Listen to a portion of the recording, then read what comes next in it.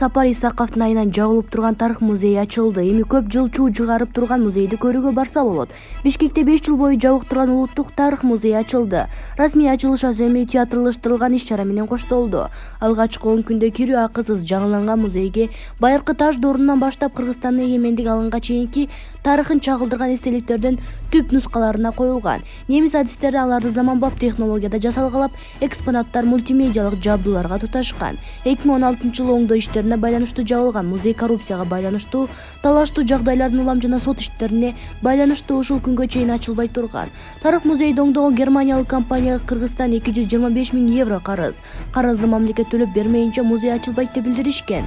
Мындан тышкары немис ишканасы Кыргыз тарап 225 000 евро төлөгөндөн кийин гана музейдин ичиндеги электрондук системанын ачкычын бере турганын кабарлаган. Эске салсак, музей ишине байланыштуу сот болгон. Анда мурдагы премьер-министр Сапар Исаков жана президенттик аппараттын жарандык өнүктүрүү, диний жана улуттук саясат бөлүмүнүн мурдагы жетекчиси Мира Карыбаева баш болгон адамдар коррупция беренеси менен шек саналып келүүдө. Келишим боюнча акы толук төлөнгөндөн кийин немис адистери келип, музейдеги заманбап программаларды ишке киргизишмек. Ал эми 16-сентябрдагы маалымат жыйында музей ноябрда ачыларын айтышкан. Улуттук тарых музейин оңдоо 2016-жылы башталган. Анда Түркиянын эл аралык кызматташтык агенттиги менен өкмөт меморандум түзүп, музейди түрк тарап өз каражатына оңдоону мойнуна алган. Музейдин тышкы бети менен айланасы оңдолгон соң Кыргыз өкмөтү маданий имараттын ичин бюджет эсебинен оңдомок болгон.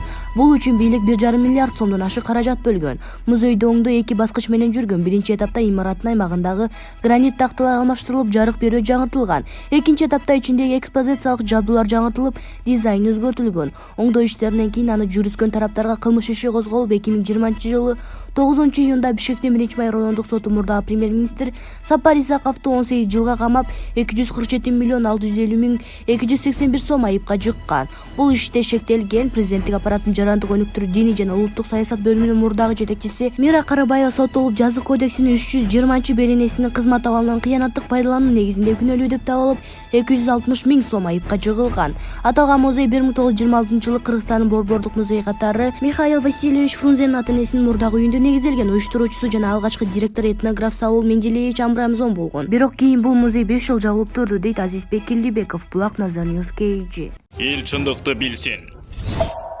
Тарых музейине Бакиевдин сүрөтү илинди. Бишкекте улуттук тарых музейи оңдоп түзөө иштеринен кийин ачылды. Жаңыланган музейге байыркы таш доорунан баштап Кыргызстандын эгемендик алганга чейинки тарыхын чагылдырган эстеликтердин түп нускалары коюлган. Ошондой эле мурдагы президенттердин сүрөттөрү да илинген. Алардын арасында качкан президент Курманбек Бакиев да бар. Кыргызстанда 2010-жылдын 7-апрелинде 87 адамдын өмүрү кыйылган элдик толкундоодон кийин Курманбек Бакиев башына турган бийлик кулатылган. Мурдагы президент жакындары менен чет өлкөгө качып кеткен. Өзү ушул тапта Беларуста башкалык алып жүрөт. Буга чейин бакизаттарды мыйзамсыз жүгүртүүгө каршы күрөшүү кызматынын имаратына мекеменин мурдагы башчыларынын тактасы ачылган. Анда башка жетекчилер менен чогуу Жаныш Бакиевдин сүрөтү илинген. Мындай көрүнүш коомчулукта талкуу жараткан. Көп өтпөй Ички иштер министрлиги мурдагы жетекчилердин катарында илинген Жаныш Бакиевдин портретин алып салып, элден кечирим сураган. Булак Говорит ТВ. Эл чындыкты билсин. Урматтуу Садыр Нуркожоевич жана Камчык Кыдыршаевич өлкөдө түштүк-түндүк маселесин жик сала турган өтө сасык саясат жүрүп жатканын сезбей жатасыңарбы? Төмөндөгү ссылкада уккан адамдын кыжырын кайнатып, жаныңды чыгарган маскарачыларды таап элге айтып чыккандарга эмне үчүн чара көрүлбөйт? Музейге бардык президенттердин сүрөтү илиниптир. Ал жерде 15 жылда өлкөнү толугу менен талкалап түбүнө жеткен кыңшылган подкаблучник Акаевдин кылмыштары өз башынан артып, жетимин урпактарына жете турган Атамбаевдин, Канкоргаттын Отунбаеванын 3 жыл иштеген Жээнбековдун, ошондой эле чыныгы элдик лидер боло алган Бакиевдин сүрөтү илиниптир. Эми карабайсыздарбы, ошолордун арасынан Кокуй Бакиевдин сүрөтү музейге илинип калыптыр дешип, атайын бөлүп айтышып, чыр көтөрүшүп, элге сүйүнчүлөгөн жогунтукорлорго жаза болуш керек да. Эмне үчүн Бакиевдин сүрөтү илинбеш керек? Өткөндө Жаныш Бакиевдин сүрөтүн алып салганга жол койбош керек эле. Кыргыздын болгон 5-6 жогунтукорлору чыр көтөргөн үчүн Жаныш Бакиевдин сүрөтүн алып салышты эле. Мына бүгүн башы баткан жерге башка жер деп атат болушуп, музейде илинген Курманбек Салиевичтин сүрөтүн асылып жатышат. Көсөгүндө эле сынай бербейт. Бакиевдерди баалагандардын да сабырынын чеги бардыр. Илинсе баары илинсин, ала болбой Жаныш Бакиевдин сүрөтүн ордуна илип коюшун биз каалап калабыз. Өлкөнүн канын сооруп, өз элинин канын төгүп эл башкарган камкорлорго мейли да. Акыркы 30 жылда единственный элдик президент боло алган Курманбек Салиевичке бүт өмүрүн кыргыз армиясына арнаган чыныгы генерал Жаныш Бакиевге жок болуп калабы? Бул жерде эмне деген балекет саясат сасып жатканын көңүл бөрүңүздөрдү суранамын. Шайлоо шайлоого саналуу күндөр калды. Бир борон элсинин этегине бекинишип, кыргыз элинин шоорун курутуп келген арабыздагы саткын бузукулар дал ошол нерседен пайдаланып жүрүшпөсүн. Эң аввалы батыштын, андан соң Атамбаевдин закасын аткарган Азаттыкты, Атамбаевдин эл ичине бүлүк салып жүргөн Апрель каналын жаап салууңарды да талап кылабыз. Азыркы бийлик бүткүл карапайым кыргыз элин тандап алган элдик бийлик. Биз бул бийликти жоготууну каалабайбыз деп Шаамурза Бөрүкулов өзүнүн Facebook баракчасына жазды. Эл чындыкты билсин.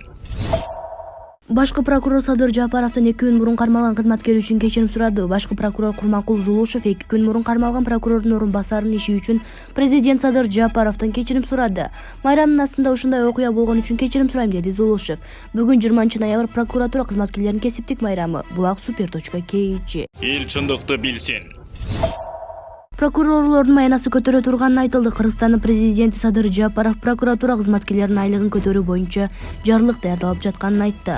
Бул тууралуу маалымат башчы бүгүн 20 ноябрда прокуратура кызматкерлеринин күнүнө арналган иш-чарада сүйлөп жатып билдирди. Кызматтык турак жай курула баштаганынан да айтты. Мурда убада бергенде айлык акыңыздарды 2022 жылдын башынан тартып көтөрүү жөнүндө жарлыгымды даярдап жатам. Мындан сырткары кошумча административдик имараттар жана кызматтык турак жайлар курулууда. Сиздердин эмгек акыңыздарды бир айдан экинчи айга кенен жеткидей кылып беребиз. Шарттарды түзөбүз, бирок мамлекет тарабынан ишиңиздердин сапатына, адилеттүүлүгү катуу сурак болот. Ошону унутпаңыздар, деди Жапаров. Өлкө башчысы Садыр Жапаров прокуратура тармагында иштегендерин кесиптик майрам менен куттуктады. Президент сөзүндө прокуратура кызматкерлеринин арасында ишин айбирдүүлүк менен аткарбаган кызматкерлер бар экенин да белгиледи. Иш-чарага башкы прокурор Курманкул Зулушев, УКМК жетекчиси Камчыбек Ташиев, Ички иштер министри Улан Ниязбеков, Жогорку соттун төрайымы Нургүл Бакирова жана ушул тармактагы ардагерлер, прокурорлор катышууда. Кыргызстанда алгачкы прокуратура 1924 жылдын 22 ноябрында ошол кездеги революциялык комитеттин отурумунда түзүлгөн. Булак Назар News KG.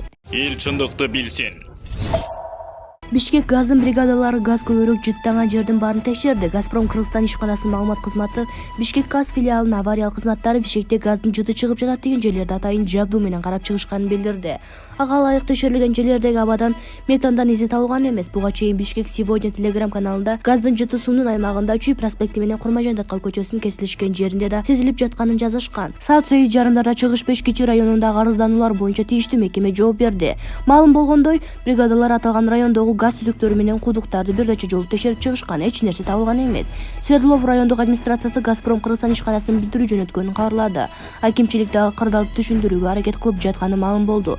Социалдык тармактын колдонуучулары газ боюнча мындай кырдаалга Бишкек ТЭЦинин тиешеси болушу мүмкүн деп болжолдошкон. Бирок электр станциялары ишканасынын маалымат кызматы стратегиялык объект кадимки тартипте иштеп жатканын билдирди. Булак Назар News KG. Эл чындыкты билсин. Урматтуу Москва шаарында жашаган жана эмгектенген мекендештер, Восток Мед стоматологиясына кош келиңиздер. Бардык кызматтар заманбап технология менен көрсөтүлөт. Тиш дарлоо, тиш салуу, протездин бардык түрлөрү, имплантация, тиш агартуу, эң негизгиси жума күндөрү тиш алуу акысыз. Орутпай жана сапаттуу, ыңгайлуу баада дарылайбыз. Консультация бекер. Восток Мед стоматологиясына кош келиңиздер. БШК Дастан Бекешевди шайлоодон четтетти. Борбордук шайлоо комиссиясынын мүчөлөрү жогорку кеңештин депутаттыгына бир мандаттуу округтан бара жаткан Дастан Бекешевдин талапкерлиги боюнча чечим кабыл алды. Буга чейин Улуттук коопсуздук мамлекеттик комитетинин өкүлү Бекешев жаза кодексинин 194-беренесинде каралган шайлоону же референдумдарды өткөрүүдө каражатты мыйзамсыз пайдалануу боюнча шайлоо мыйзамын бузганын 18 жашка чейинки курактагы өспүрүмдөр талапкердин үгүт иштерин жүргүзгөнүн айтып чыккан. Бекешев мындай айыптоолорду четке каккан. Жыйындын соңунда БШК мүчөлөрү 3 пункттан турган токтом кабыл алышкан. Алар УКМКнын маалыматын эске алуу, жоруктар кодексинин 44-беренеси үгүт иштерин жүргүзүүнүн шарттарын бузуу боюнча ыйгарым укуктуу өкүлдөрдүн жоопкерчилигин кароо, талапкерге штабында түшүндүрүү иштерин жүргүзүү. Булак Назар News KG. Эл чындыкты билсин.